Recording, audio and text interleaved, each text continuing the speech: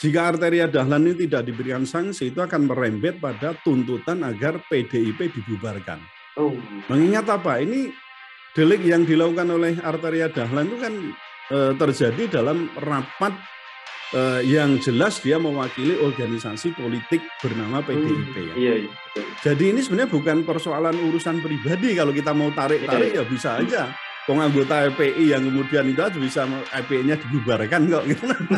Misalnya loh ya ini. Ini tidak bisa kita katakan dia itu pribadi, tapi boleh jadi ini juga melibatkan kelembagaan atau organisasi yang mungkin ya dalam tanda kutip ini bisa disepadankan dengan namanya korporasi.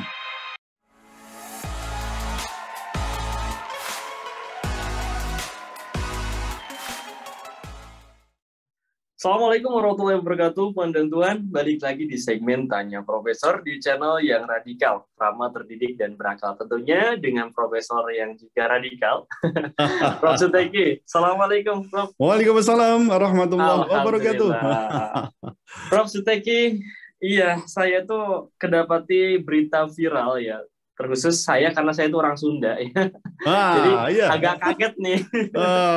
Agak kaget dengan berita yang ada satu tagar ya. Tagarnya itu Sunda tanpa PDIP. Ini ramai banget di Twitter. Dan tagar tersebut muncul imbas dari ucapan salah satu politikus PDIP yaitu Arteria Dahlan yang mungkin Prof. Suteki sudah tahu ya. Beliau meminta Kajati berbahasa Sunda itu dicopot.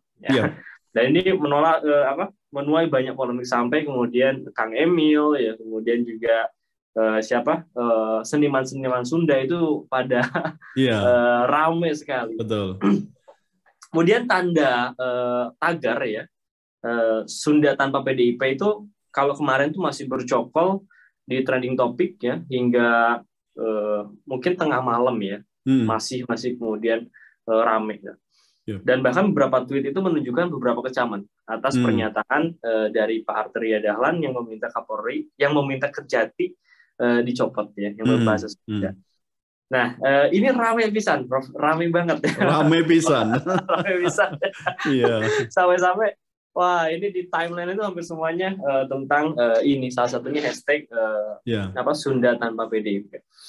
Yang ingin saya tanyakan ini yang paling mendasar, Prof. Ya. Ucapan dari Arteria Dahlan ini masuk delik apa sih, Prof? Delik apa sih kalau misalkan ada delik ya? Ini menurut jenengan gimana, Prof? Oke. Jadi untuk kasus Arteria Dahlan ini kayaknya tepat ya kalau kita pakai peribahasa sepandai-pandai tupai melompat sekali waktu akan terjatuh juga. Nah, kita tahu bahwa politikus PDIP Arteria Dahlan ini kan saya sebut posisi sekarang itu keseleo lidah gitulah ya.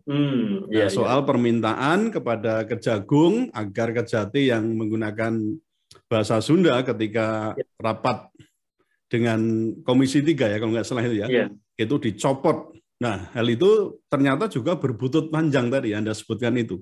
Meskipun sebenarnya saya juga sudah menyaksikan video Arteria Dahlan itu meminta maaf ya. Jadi ada permintaan maaf kepada masyarakat Sunda. Nah, ada dugaan untuk deliknya itu diatur dalam Undang-Undang Nomor 40 Tahun 2008. Itu tentang penghapusan diskriminasi ras dan etnis.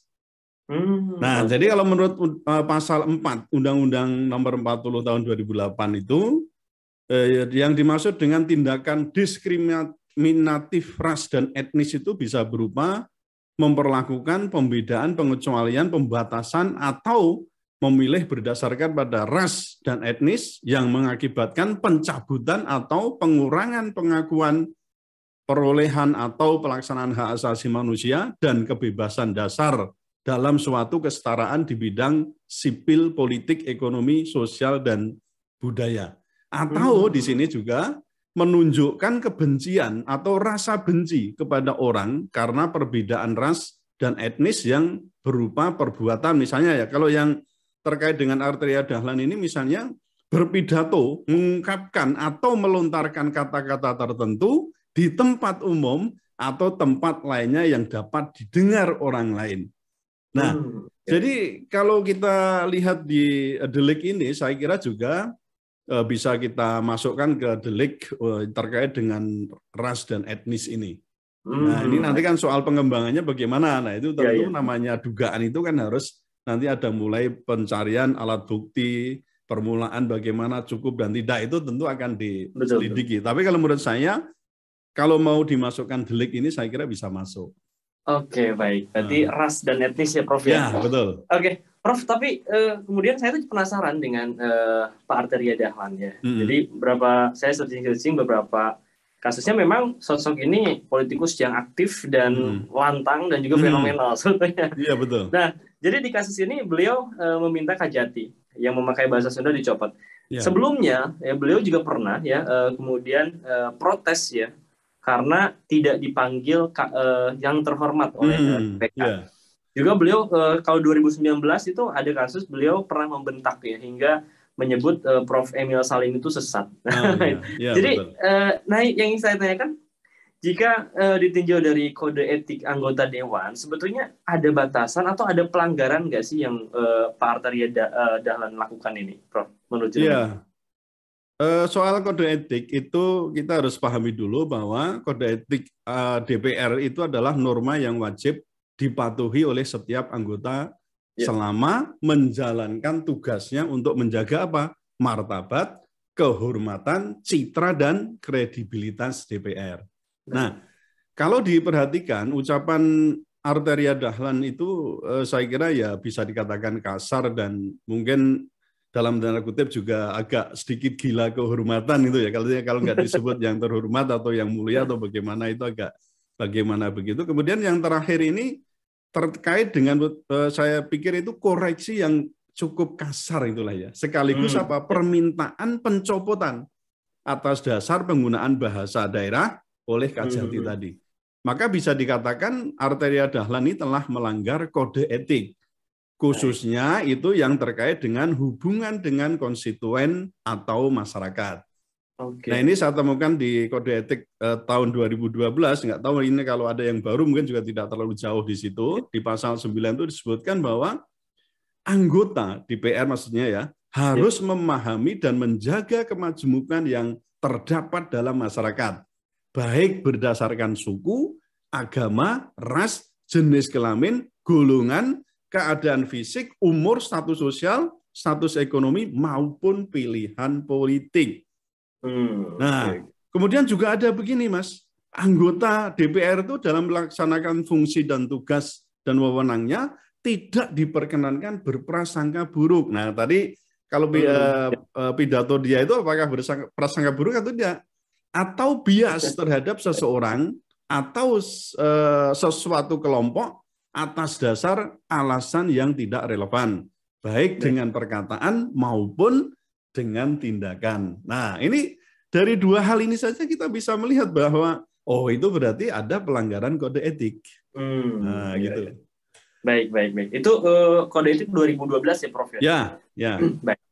Ya, ini masalahnya publik itu saking kreatifnya ya, terus kemudian karena disorot terus, banyak celah-celah yang justru mengabarkan sisi lain daripada Arteria Dahlan.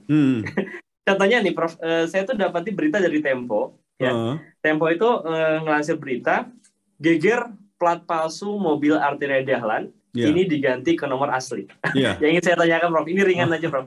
Memasukkan plat kendaraan itu memang bisa dipidana ya, Prof? Apa enggak? Itu padahal mungkin ya banyak ya, mungkin loh ya.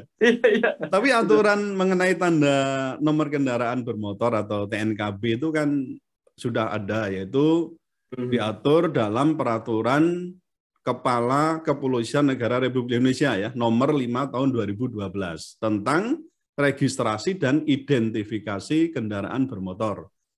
Ini Perkapolri nomor 5 tahun 2012.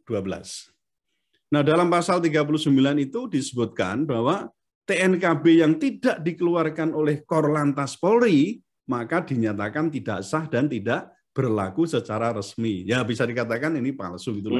Nah, kemudian kita juga lihat di Undang-Undang nomor 22 tahun 2009 itu tentang lalu lintas dan angkutan jalan. Itu untuk pemalsuan plat itu juga dikenakan sanksi.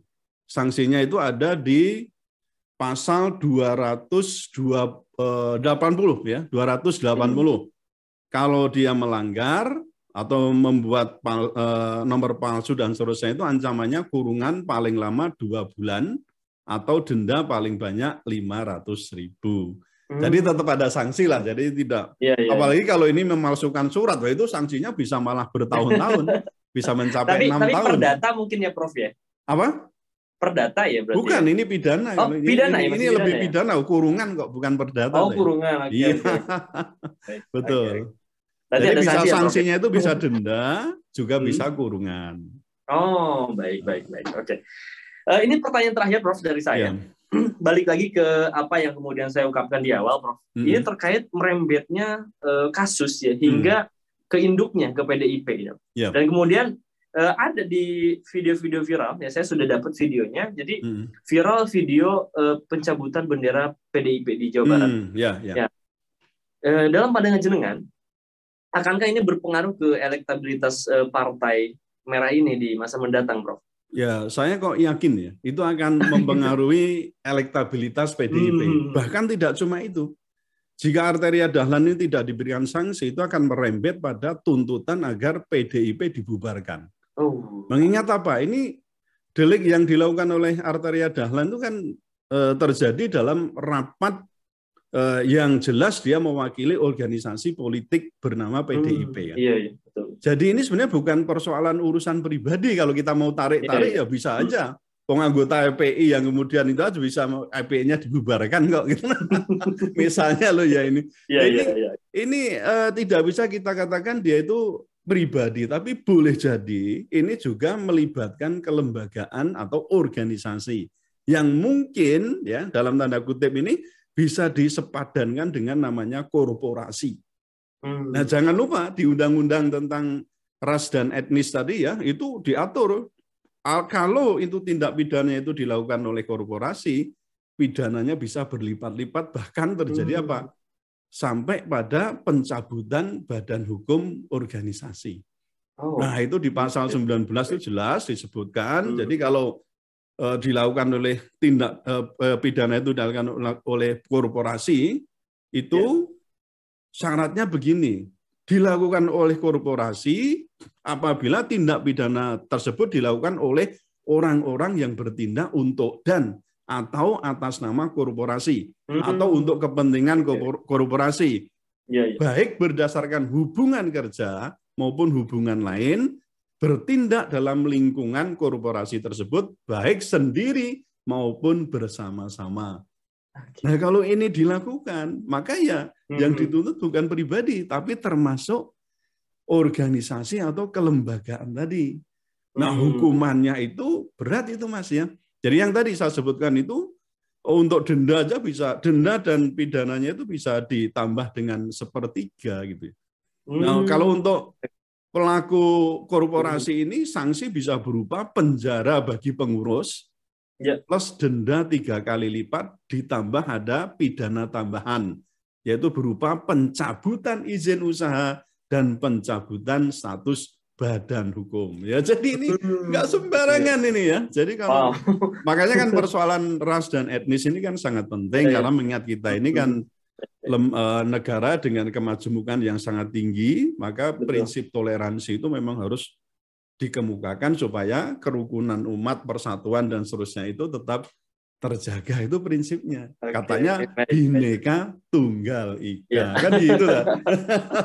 Oke, Prof. Ya, baik. Itu pertanyaan terakhir karena apa ya? Saya ngerasa isu apalagi kesukuan itu ya kan cukup mudah ya untuk apa istilahnya memantik persoalan. Termasuk juga saya ketika mendengar hal itu sebagai orang yang berbicara bahasa Sunda ya, itu wah ini nanti bisa sumbar kedua loh, Mas. Sumatera Barat itu sudah dalam tanda kutip sudah hampir tanpa PDIP itu. Iya, betul. Nah, ini apakah nanti Sunda juga betul tanpa PDIP? Atau mungkin malah bisa meluas apa? Indonesia tanpa PDIP, bisa. Wah, bisa. Baik. Oke. Prof, sudah kita serahkan nanti ke netizen. Ya, jelas. Oke, baik. Puan dan Tuan, terima kasih yang sudah menonton sampai pertanyaan keempat. Dan jangan lupa untuk like, comment, share, dan juga subscribe channel ini. Dan kita bersama Prof. Suteki, insya Allah akan senantiasa mengulas berita-berita viral secara radikal, ramah, terdidik dan berakal. Iya. Prof. Suteki, terima kasih. Kayaknya Prof. Suteki buru-buru. Saya juga buru-buru. Oh, tidak. Terima kasih. Pada semua juga terima kasih. Saya pamit undur diri. Assalamualaikum warahmatullahi wabarakatuh. Waalaikumsalam warahmatullahi wabarakatuh.